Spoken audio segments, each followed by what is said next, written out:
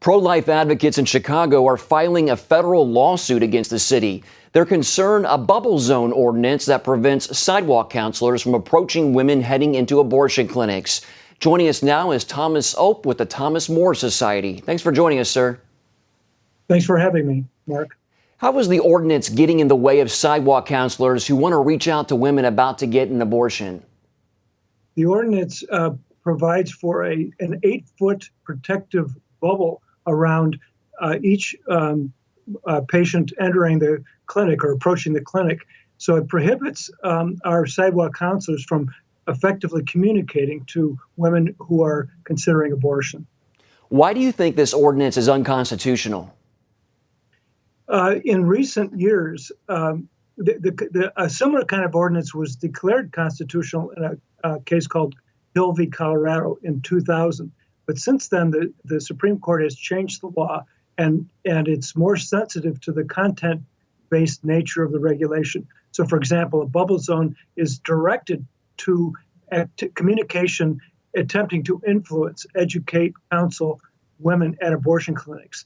That now, under current U.S. Supreme Court law, is considered content-based and must be supported by compelling interests and least restrictive means in enforcement. So we think that because of a new law that was passed last year, or in the case of Reed v. Town of Gilbert, the Supreme Court is going to overrule Hill v. Colorado and declare statutes or ordinances like this to be unconstitutional violations of free speech.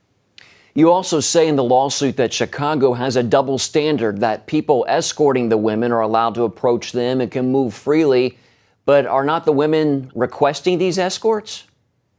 That's very true. The ordinance prohibits education and counseling, but it doesn't say anything about people who want to escort the women in. And so around abortion clinics, you have escorts and then you have counselors. The escorts have a pass under the law, but the counselors do not. That's discriminatory enforcement of the law, and that's unconstitutional too.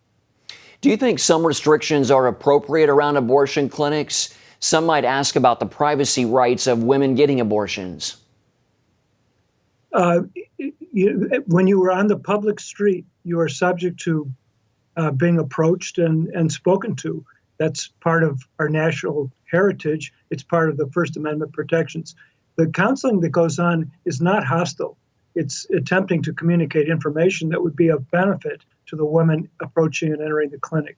Of course, the Planned Parenthood and other abortion clinics don't want to hear any kind of information given or communication given to women that might prevent them or deter them from entering a clinic.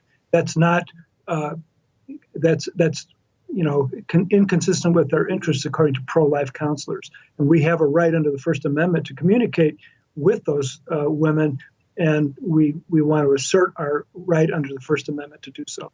Do many other cities have similar ordinances?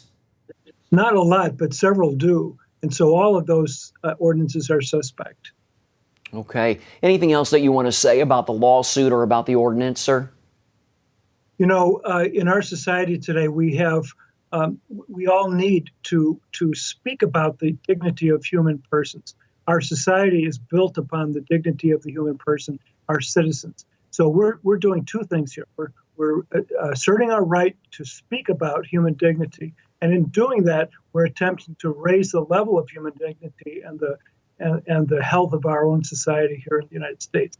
The First Amendment is at the core of our freedom in a free society, and we're vigorously attempting to make sure that free expression is vibrant and full, so that we can speak to the truth to people who need to hear that here in the society. All right, Thomas Ope with the Thomas More Society. Thank you so much for joining us, sir. You're welcome. Thank you very much for having me.